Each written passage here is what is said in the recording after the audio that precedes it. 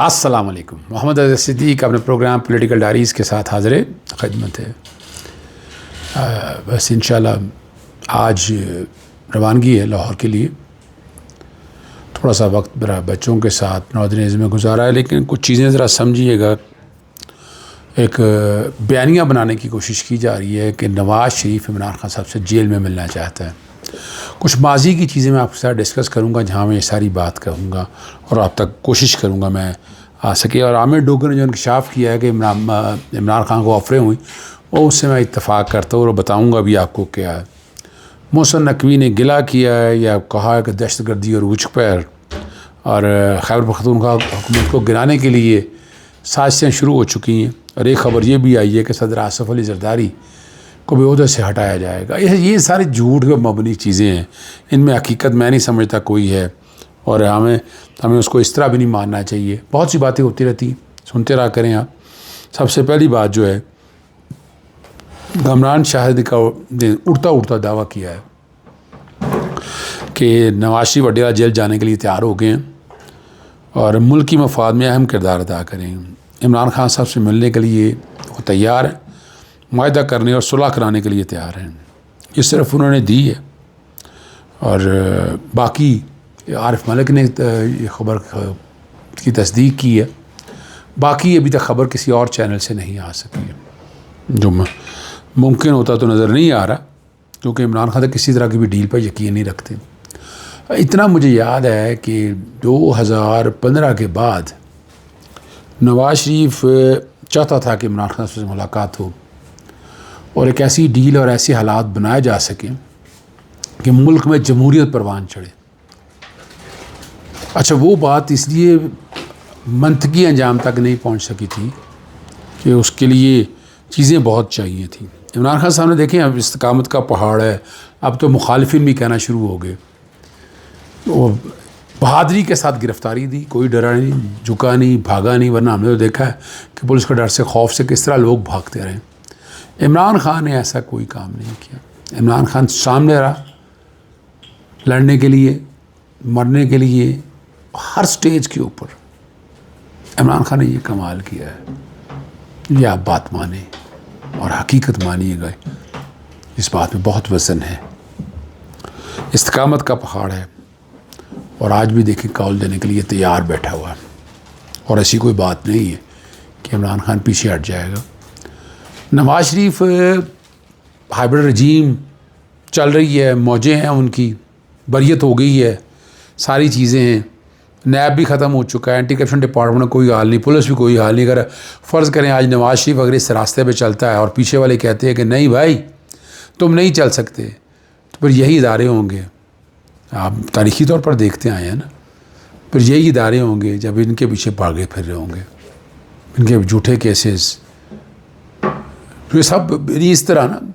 अब तो यही समझ में आ रहा है कि अगर वाकई करप्शन नहीं थी, करप्शन की थी, तो उनको मंतकी अंजाम पर पहुंचाना ज़रूरी था। तो ऐसा तो नहीं किया, ये तो रिकॉर्ड के ऊपर चीज़ें हैं। हम तो यही देखते रहे कि ऐसा नहीं हो सका, पॉसिबल ही नहीं हो सका। और अगर वाकई आप इंटरेस्टेड होते तो आप उनको मंतकी अंजाम तक पहुँचाते, उनको उनके घरों तक छोड़ के आते। तो इस्टेब्लिशमेंट पर एतबार करना अब मुझे नज़र नहीं आता।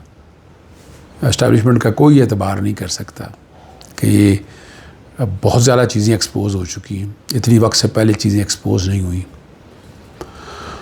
आमिर डोगर टीवी प्रोग्राम में बैठे थे और उन्होंने इंकशाफ किया कि जिस दिन गिरफ़्तार किया था उस दिन इमरान खान के पास कुछ लोग भेजे गए कि आपको सुबह को गिरफ़्तार कर लिया जाएगा, अगर मुल्क से जाना चाहते हैं तो लाहौर एयरपोर्ट जहाज़ खड़ा है, दुनिया में जहाँ जाना चाहें चले जाएँ, किस जगह जाना चाहें। मगर इमरान खान साहब ने ये नहीं किया, और वो और ऑफरें भी करते रहे। 8 मई के हवाले से, फरवरी के हवाले से, 26 नवंबर के हवाले से भी बात कि ये मुल्क छोड़कर चले जाएं। लेकिन मुल्क छोड़ने के लिए तो वही है ना, अटाची केस लेकर चले जाएं, त्यारे आगे पीछे कर दें और फिर 10 साल के मुआहदे कर लें, 5 साल के मुआहदे कर लें। तारीख़ी तौर पर तो आपने इस तरह ही किया, इसीलिए लोग आपकी बातों पर यकीन नहीं करते हैं और आपकी बातों पे वज़न नहीं है। तारीख़ी तौर पर तो नवाज शरीफ ने डीलें की है ना, और डीलें सारी आप लोगों के सामने, या बता दें मैं गलत कह रहा हूँ। डीलें सारी सामने हैं, हर एक को पता है कि डीलें किस नौयत की होती रही हैं। और कुछ अर्सा बाद मौजें की, बाहर रहे, फिर आ गए, वक्त गुजार दिया सारा। मौजें आज भी है ना, आज याशियाँ हो रही हैं, लूट मार चल रही है हर जगह, कोई पूछने वाला नहीं है। और मौजें हैं, मौजें मौजें और मौजा ही मौजा ने चले। मोहसिन नकवी ने कहा है कि खैबर पख्तूनख्वा में दहशतगर्दी अरूज पर है, और कहते हैं मेरी उलमा से कि वहाँ के मुकामी उलमा को इंगेज करें, क्योंकि ये दहशतगर्दी सिर्फ एक सूरत में ख़त्म हो सकती है कि मुकामी लोग दहशतगर्दी की मदद ना करें। जिसने मदद ख़त्म होगी तो दहशतगर्दी ख़त्म हो जाएगी। ये ओपन सीक्रेट है कि मुकामी लोगों की मदद शामिल होती है, लेकिन पब्लिक इंटरेस्ट में हुकूमत ने क्या जिम्मेदारी सर अंजाम दी। ये सवाल तो पूछा जाता है ना कि आप बताएं कि क्या है, कोई तो जवाब देना पड़ेगा ना। मरीम नवाज़ ने हफ्ता ने को ड्रामा किया था या जो कुछ भी कहा था, कंधे के दर्द, अस्पताल गई थी और कहा था मेरे कंधे में शदीद तकलीफ़ है। मैंने म्यू अस्पताल में पर्ची बनवा कर आम मरीज़ तरह की तरफ गई, मेरा MRI हुआ, इंजेक्शन लगे। मैंने जब आम मरीज़ की तरह अपना इलाज कराया तो मुझे बहुत अच्छा लगा। इस म्यू अस्पताल की हालत ये है कि मरीज़ों के लिए तो पंखे तक मौजूद नहीं है। अगर ख़ुद MRI करवाई होगी तो अच्छा खासा प्रोटोकॉल मिला होगा। मरीज़ों के लिए अद्वियात तक नहीं है। ये हकीकत है। जानबूझकर बाहर की दवाई लिख कर देते हैं ताकि कंपनियों से कमीशन वसूल किया जा सके। दवाएं तो इस तरह ही चलती हैं। पंखा ना ले मरीज़ों को 2000 के इंजेक्शन लिख कर दे, ये कैसे अस्पताल है? यहाँ गरीबों को छोड़ा जाता है, ये क्रेडिट जाता है इमरान खान को। और मैं तो मुफ्त अद्वियात के लिए पटिशन भी दायर की है, एफिडेविट भी मंगवाए थे, लेकिन उन्होंने एफिडेविट नहीं फाइल की है। चीज़ें सारी रिकॉर्ड पे नहीं रखी हैं। और बड़ा मज़ेदार मुकदमा है कि रावलपिंडी पुलिस ने 300 रुपये मालियत की निस्वार चोरी करने का मुकदमा दर्ज करके तफ्तीश शुरू कर दी है। पुलिस के मुताबिक निस्वार चोरी का मुकदमा फौरी और फ्री रजिस्ट्रेशन के तहत 15 कॉल मसूल होने के बाद दर्ज किया और निस्वार चोरी का वाक़या ढोक बनारस में पेश है। चोरी का मुकदमा assistant sub inspector Sarfaraz Ali की मुदीयत में थाना रेस कोर्स में दर्ज किया गया। ये हमारी तरजीहात हैं कि लापता अफराद का पुरसाने हाल नहीं और 300 रुपये की निस्वार पर FIR कटती है। फैसल करीम कुंडी, मैंने शुरू में बता दिया था आपने कि जिस दिन असेंबली में हमारा एक भी रुकन ज़्यादा हुआ तहरीक अदम एतमाद ला सकते हैं। खैबर पख्तूनख्वा असेंबली में अपोजिशन के पास 52 या 54 अरकान हैं। जिस दिन असेंबली में उन्होंने कहा हमारा एक भी रुकन ज़्यादा हुआ तो हमारा जमहूरी हक़ अदम एतमाद लेकर आएँ। उन्होंने मज़ीद कहा कि हम वज़ीर आला खैबर पख्तूनख्वा के ख़िलाफ़ कोई साजिश नहीं कर रहे। PTI के डायलॉग हम पहले भी सुनते हैं कि जब अदम एतमाद कामयाब हुआ वो सबके सामने। अगर पाकिस्तान तहरीक इंसाफ के पास वफाक, पंजाब, बलूचिस्तान, सिंध में ज़्यादा अरकान हैं तो वो अदम एतमाद ले आएँ। जिस बार अली अमीन गंडापुर ने कैसा मुमकिन नहीं है कि गवर्नर के तरीके अदम एतमाद लाने की हैसियत ही नहीं है। अब इसराइल के मुताबिक सऊदी अरब ने बज़ाहिर इसराइली हमलों की मजम्मत की है। अब पता नहीं ये बात हकीकत है कि नहीं, मगर खुफिया तौर पर ईरान के ख़िलाफ़ इसराइल की मदद की। इस रिपोर्ट के मुताबिक रियाद ने रेडार डाटा, इंटेलिजेंस मालूमात फराहम की और इसराइली तैयारों के लिए शुमाली फ़ज़ाई हदूद खोल दी।